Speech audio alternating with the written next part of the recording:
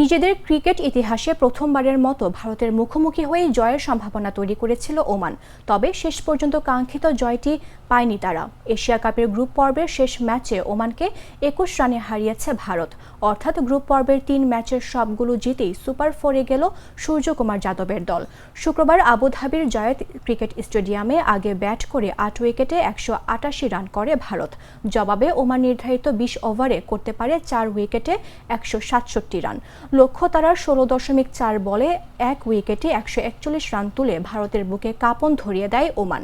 এর নেপথ্যে ছিলেন আমির কালিম ও হাম্মাদ মির্জা। ৫৫ বলে ৯৩ রানের জুটি করেন তারা, কিন্তু ৪৬ বলে ৬৪ রান করে আমির বাউন্ডারি লাইনে আউট হয়ে গেলে ওমানের সম্ভাবনা শেষ হয়ে যায়। হাম্মাদ ৩৩ বলে 50 করলেও লাভ হয়নি। ওপেনার যতীন্দ্র সিংহ ৩৩ বলে ৩২ রান করেন। এর আগে ভারতের হয়ে সর্বোচ্চ ৪৫ বলে ৫৬ রান করেন Sanju Samson.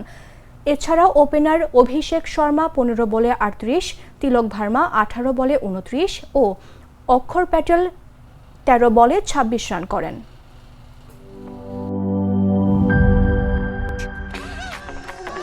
Vision mosquito killing bat হাতে থাকলে মশাদের আর রক্ষা নাই।